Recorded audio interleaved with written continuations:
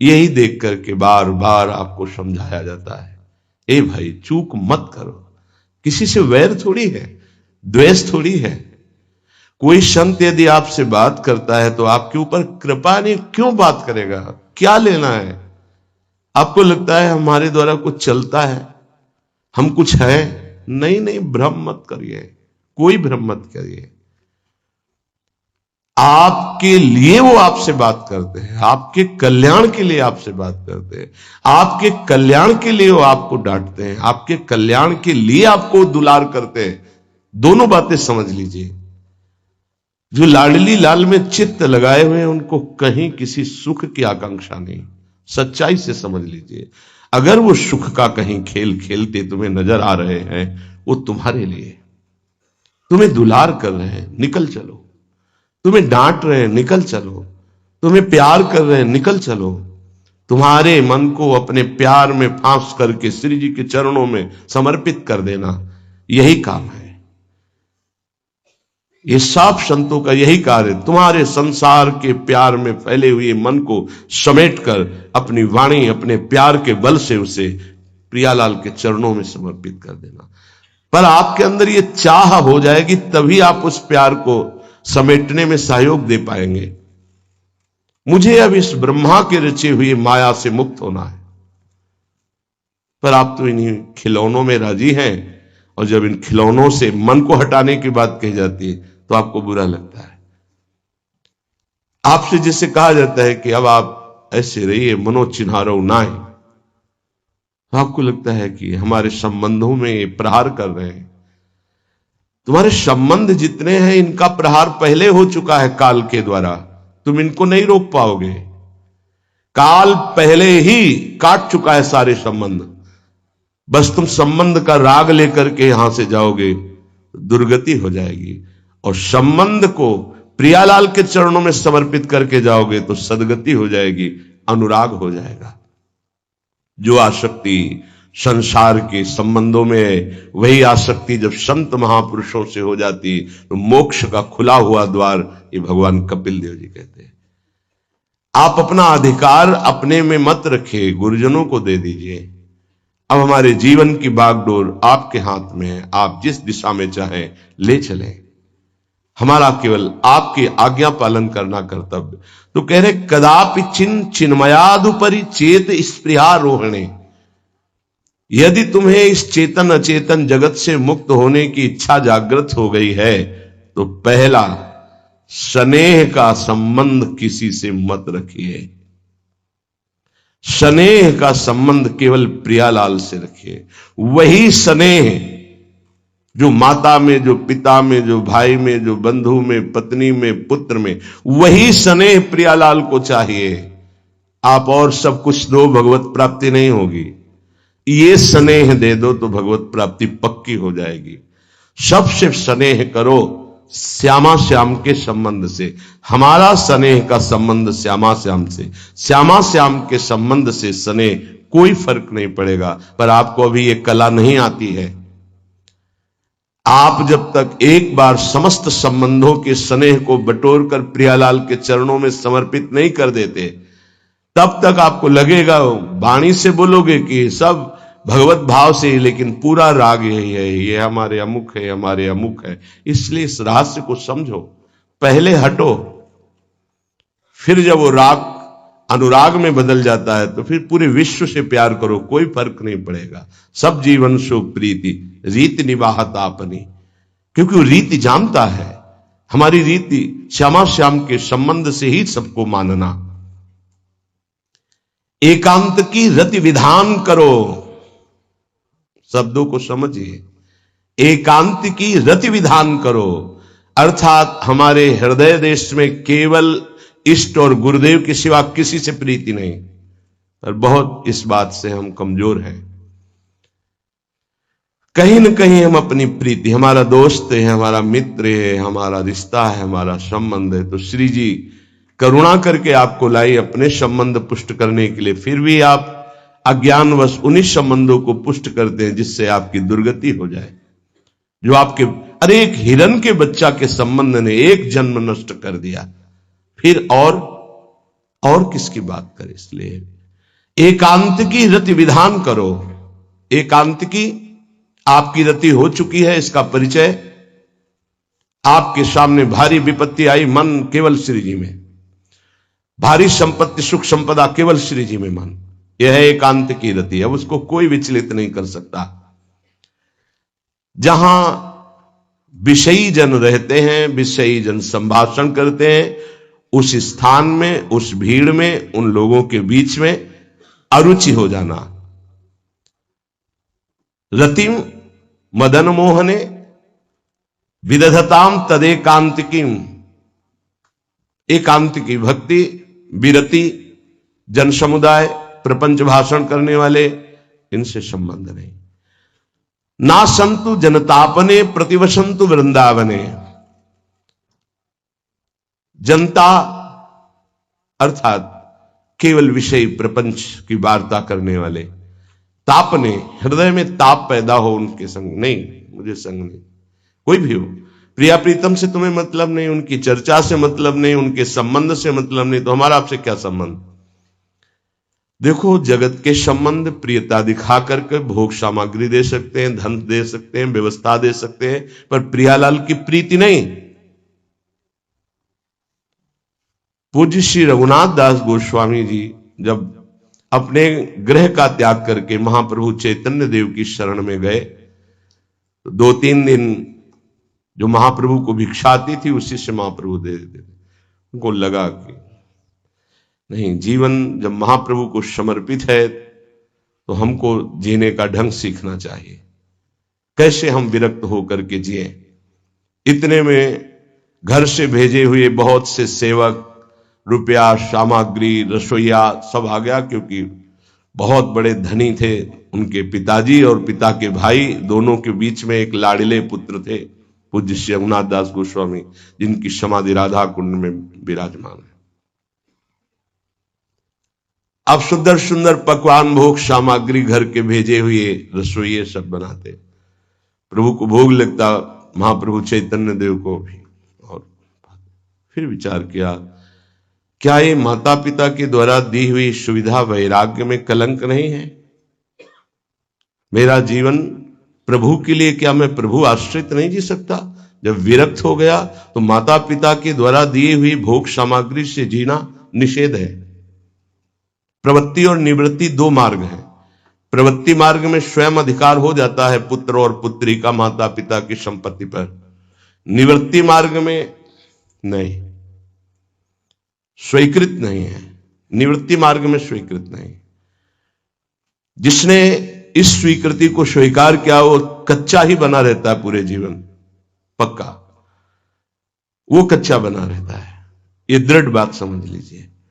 आज तक इतिहास है विरक्तों का। निवृत्ति मार्ग पर अगर वैराग्य ले लिया तो माता पिता के द्वारा उसका भरण पोषण कभी नहीं हुआ। आप पढ़ करके देख लीजिए, चाहे कोई भी हो, किसी भी मार्ग का हो। जब रत्नावती जी ने, उनके लिए चिट्ठी आई, पुत्र ने भेजा कि पिता ने सभा में मुंडी का पुत्र कह के कहा, मतलब सन्यासिनी का पुत्र कह के, माता हमारी इस नाम की रक्षा करना।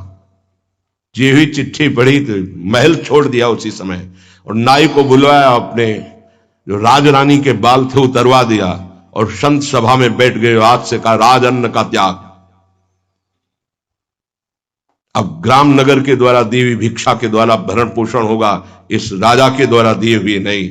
और पति थे माधव सिंह। जब ये बात सुनी तो उनको भयंकर क्रोध हुआ। मेरे सामने मेरी पत्नी, मेरा इस तरह का अपमान, मारने का प्रयास किया, निष्फल है। अंततो गत्वा, चरणों में हाथ रख के माथा रखा है, पढ़ के चरित्र देख लेना। नहीं इनके महल में रहूंगी, नहीं इनका भोजन पाऊंगी। विरक्त होकर के माता पिता के द्वारा भरण पोषण होना, एक बार एक भिक्षा के लिए तो अनुमति है। अगर विरक्त हो गया है, एक भिक्षा अगर माता पिता करा दे तो वो स्वीकृत है, इसके अलावा नहीं। आप चरित्रों को पढ़ के देख, सिद्धांत से नहीं चलोगे तो 4 दिन बाद फिर उसी में आ जाओगे। जब हम विरक्त हो गए, पूरे विश्व का भरण पोषण प्रभु करते, तो मेरा नहीं करेंगे क्या? आज अगर कोई जुड़ा है तो वैराग्य और भगवत प्राप्ति के लिए जुड़ा है। हमारा संबंध संसारिक नहीं, भागवतिक। जिस मार्ग में हम हैं उस मार्ग में। रघुनाथ दास गोस्वामी को 2-4 दिन हुए, फिर अंदर आग लग गई, नहीं पिता के द्वारा दिए हुए वैभव को नहीं भोगना, वापस। अब कैसे जिए? जहां सिंहपौर पर जगन्नाथ जी के सब भिक्षुक खड़े होते थे, उन्हीं के बीच में खड़े हो गए। अब जो बांटते हैं तो उनका स्वभाव है लेने वालों का दौड़ दौड़ कर आगे लेना। कभी कभी मिलता उनको, शांत खड़े रहते तो पा लेते, नहीं मिलता प्रसाद तो भूखे रह जाते। फिर विचार किया, इसमें खड़े होकर के भी एक वृत्ति बनी रहती कि आने वाला देगा, ये भी ठीक नहीं। एक जगह अन्न क्षेत्र में अन्न बंटता था, वहां से जाके लाने लगे। फिर विचार किया, विवेक धैर्य नहीं लेने देता।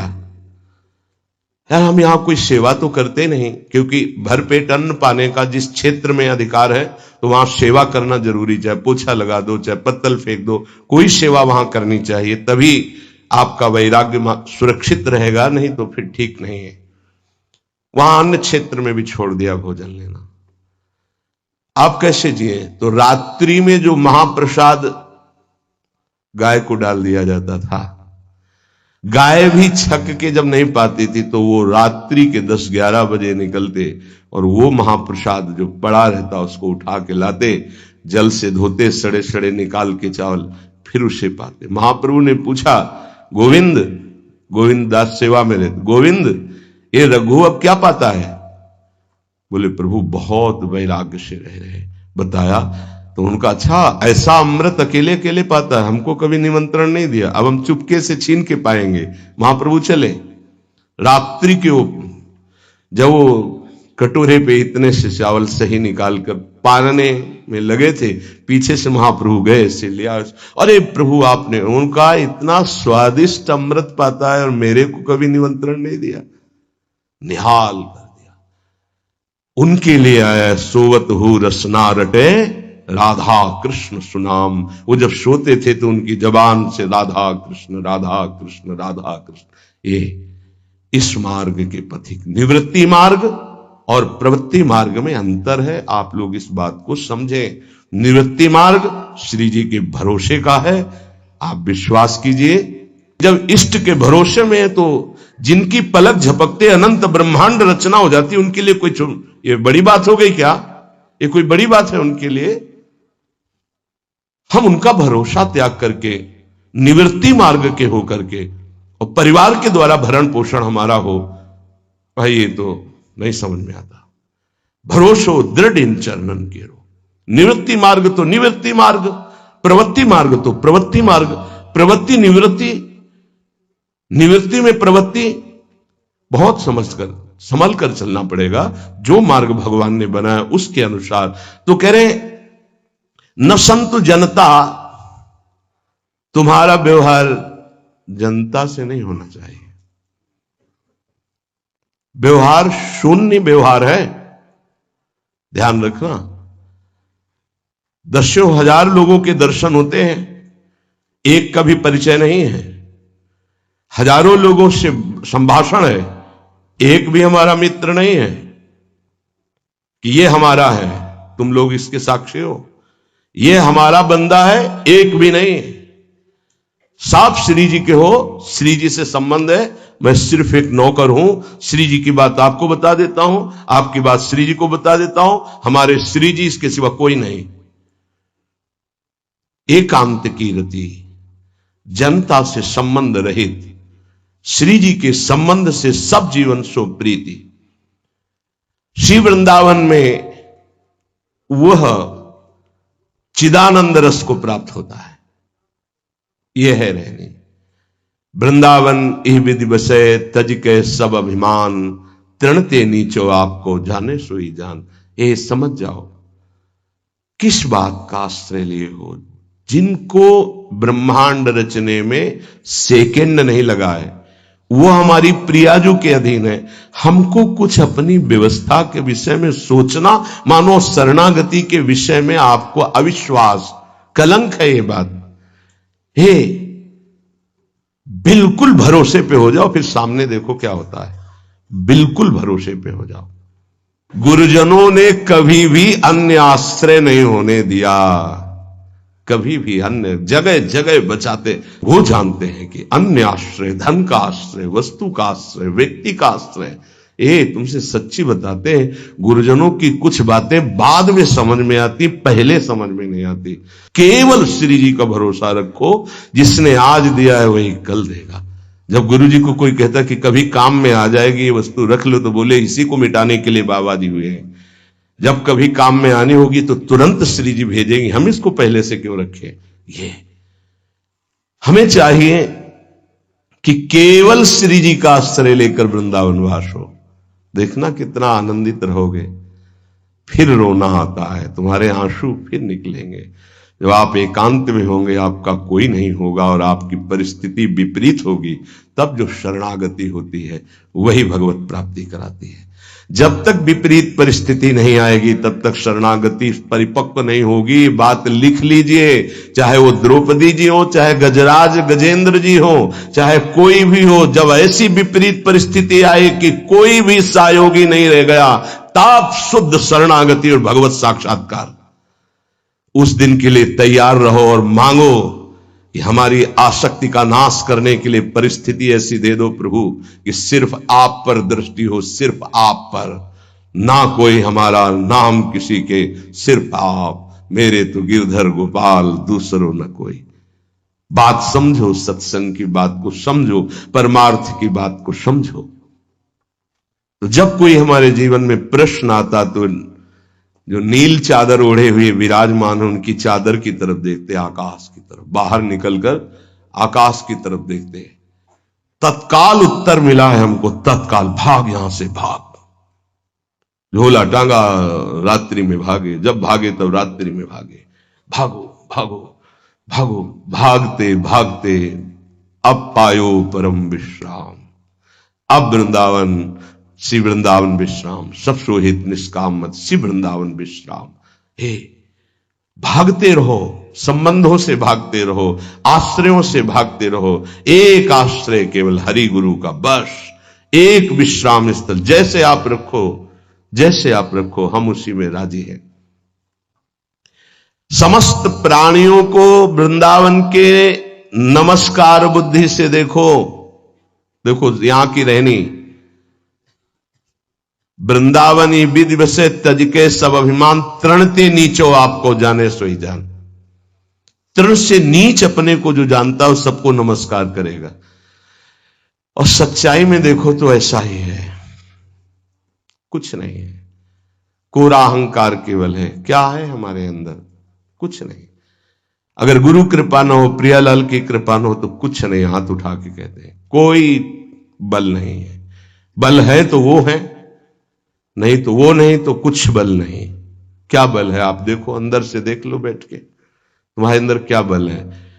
फिसल कर गड्ढे में गिरने का तो बल है, लेकिन गड्ढे से निकलने का बल तो नहीं है। फिसलने में क्या बल? फिसल कर गिरने का तो है, लेकिन गिर के संभलने का बल, ये केवल गुरु का बल है, ये केवल इष्ट का बल है। इसलिए श्री धाम वृंदावन का आश्रय और वास स्वीकार करो। सबसे छोटा अपने को समझो, समस्त प्राणियों को नमस्कार करो। क्यों? क्योंकि कहीं कोई वृंदावन में किसी का अपराध न बन जाए। नमंतु ननु जंतु कानिह नमंतु रस्तु क्वचित। कहीं ऐसा ना हो जाए यहां किसी भी जंतु का, किसी भी जीव का, किसी भी शरीरधारी का अपराध न बन जाए। अगर वृंदावन में कोई अपराध ना बनने पावे और सबको हम नमस्कार करके रहें और श्री जी का केवल भरोसा रहे, तो आप चमत्कार देख लेंगे। अध्यात्म आपके अंदर प्रकाशित हो जाएगा। जैसे जैसे अध्यात्म प्रकाशित होता है वैसे वैसे शांत होता चला जाता है, मन शांत होता चला जाता है, कोई वासना हृदय में नहीं रहती।